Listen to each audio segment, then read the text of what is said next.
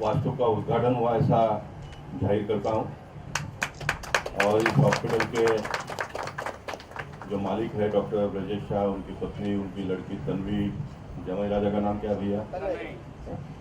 तनय, तो जमाई राजा नाराज हो जाएगा, तनय, डॉक्टर ऋषभ और उनके पूरे टीम को बहुत बहुत बधाई देता हूँ। खास करके जो हमारे छोटे स्टाफ है, उनका जो एक अपनापन का भावना मैंने यहाँ पर देखा, उससे मैं बहुत प्रभावित हुआ हूँ।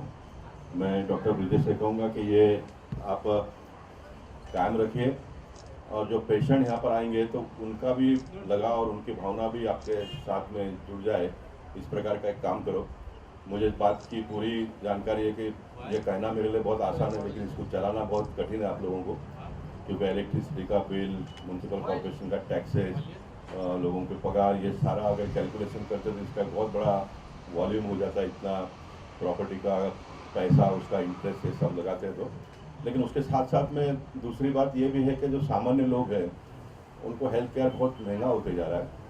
मुझे डॉक्टर वजह से कहूँगा कि आप एक छोटा सा नोट बनाकर मुझे दो तो मैं इसको पार्लियामेंट में उठा सकूँ। और हमारे देश के प्रधानमंत्री बहुत ही भावुक है, इस विषय को बहुत जल्दी टच करते हैं।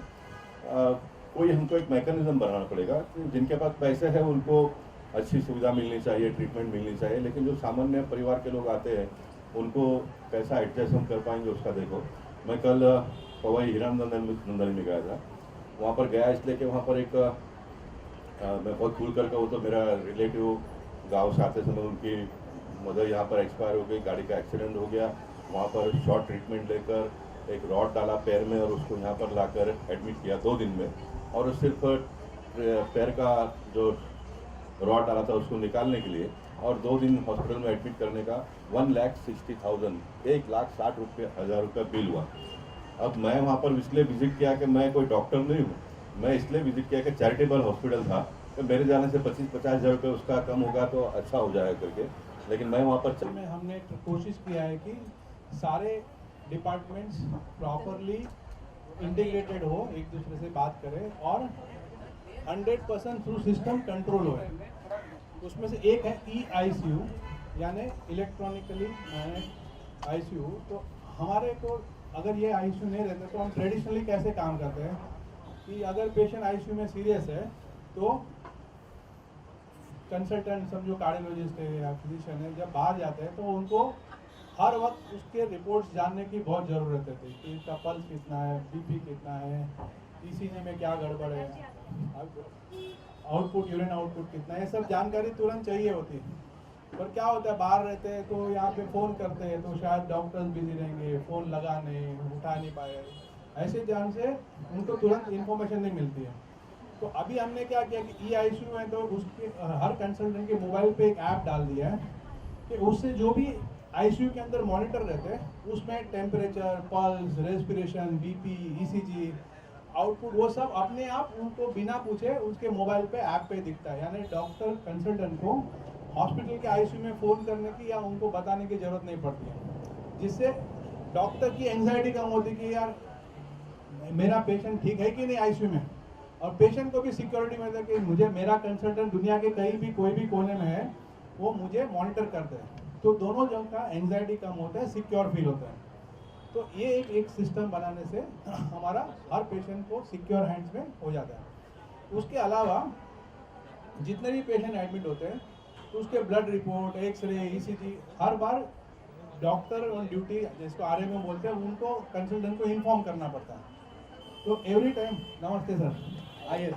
पेशेंट को सबसे पहला क्या होता है कि अगर कोई ICU में पेशेंट है तो उसको पता चलेगा कि कंसल्टेंट मेरा मॉनिटर रियल टाइम कर सकता है, तो आधा स्ट्रेस तो उसको चले जाता है, क्योंकि कंसल्टेंट अगर सामने है तो उसको अच्छा लगता है, पर जब चले गया उसको 2-4 सवाल आता है, अरे कंसल्टेंट को ये मालूम है कि नहीं, मेरा ये रिपोर्ट आया पता है कि नहीं, वो एंग्जाइटी रहती है। पर अभी उसको पता चला कि रियल टाइम 24/7 मेरा कंसल्टेंट ये देख सकता है, ये यहाँ के ड्यूटी के डॉक्टर को फ़ोन करके मैसेज करने का बताने की ज़रूरत ही नहीं है। तो उससे बहुत सेंस ऑफ सिक्योरिटी फील होता है, और गुड नंबर ऑफ बीमारी सिर्फ ये सेंस ऑफ सिक्योरिटी से ही चले जाते हैं। एक कॉन्फिडेंट बनता है कि हाँ मेरा डॉक्टर ठीक से देख सकता है, 100% मैं मॉनिटर हूँ, तो स्ट्रेस लेवल चले जाता है। नॉट ओनली पेशेंट, डॉक्टर को भी बहुत कंफर्टेबल हो जाता है कि अरे मेरा तो हर चीज़ मैं मॉनिटर कर सकता हूँ, पेशेंट का स्ट्रेस नहीं, रात को 2 बजे भी अगर कुछ गड़बड़ रहेगा तो मुझे पता चला, मुझे पूछने का जरूरत नहीं पड़ेगा। थैंक यू सर, आपने देखा ही नहीं हॉस्पिटल सर। वो शुक्रगुजार हूँ एपेक्स हॉस्पिटल के जो प्रमुख है, मालिक है ब्रजेश शाह जी। हमारे बोरीवली में कम से कम नहीं बोला तो उनके 3 या 4 हॉस्पिटल है, 6 हॉस्पिटल एसिस में। और सबसे बड़ी बात कि जो चंदावकर लेन में जो हॉस्पिटल है वहाँ महात्मा फुले गांधी योजना जो है उसका पूरी तरह से वो लोग उसका गरीबों को सहायता करते हैं। आज इतने आरोग्य के बारे में कल भी उत्तर साहब ने बताया कि आरोग्य के बारे में हमारा देश बहुत पीछे है। हमने कोरोना के काल में देखा होगा हमारे देश में मोटरमी में कोरोना में आरोग्य की बहुत अच्छी से देखभाल की। तो इसी तरह से आरोग्य के लिए ज़्यादा से ज़्यादा सुविधा कैसे दी जाए, इसलिए हमारे मुख्यमंत्री जी प्रयत्न कर रहे हैं और उसमें हाथभार लगाने का काम डॉक्टर ब्रजेश शाह कर रहे हैं। अभी उन्होंने पता है ऑटोमेटेशन का सब on the spot on the one app पे सब मिलेगा। इससे मेरे ख्याल से जो अनपढ़ है थोड़ा उनको थोड़ी तकलीफ होगी, लेकिन जो पढ़े लिखे उनको अपने मोबाइल पे सब पूरा आ जाएगा।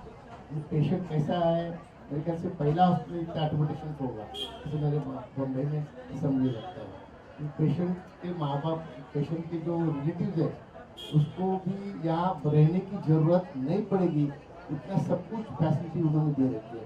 इसलिए मैं इनका बड़ा शुक्रगुजार हूँ। एक यहाँ हॉस्पिटल आने से सुपर स्पेशलिस्ट हॉस्पिटल मेरे मतदान क्षेत्र में नहीं था और वो यहाँ आने से यहाँ के लोगों को काफ़ी राहत मिलेगी। मैं इनको ये कहूँगा कि इसमें भी अगर शासन की मदद लगती है तो हमारा शासन है, मंत्री महोदय हमारे, तो यहाँ भी महात्मा फुले योजना अगर वो यहाँ भी लागू करेंगे, यहाँ जो झुग्गी झोंपड़ी है झोपड़पट्टी बहुत बड़े पैमाने पर और गरीब लोग ज़्यादा रहते हैं, तो उनको भी इतने अच्छे हॉस्पिटल में उनको ये इतना अच्छा हॉस्पिटल देखने का क्या देखने की चांस मिलेगा उनको। तो ऐसा भाई इतने अच्छे हॉस्पिटल में वो कहाँ जाते, शताब्दी और छोटे मोटे हॉस्पिटल में जाते हैं। तो मैं उनको वही दरख्वास्त करता हूँ, ये योजना अगर आप यहाँ चालू करेंगे तो जो भी मदद लगेगी शासन की तरफ हम देंगे। मैं उनका बहुत तय रूप से शुक्रगुजार हूँ कि उन्होंने एक अच्छा हॉस्पिटल हमारे एरिया में लाया।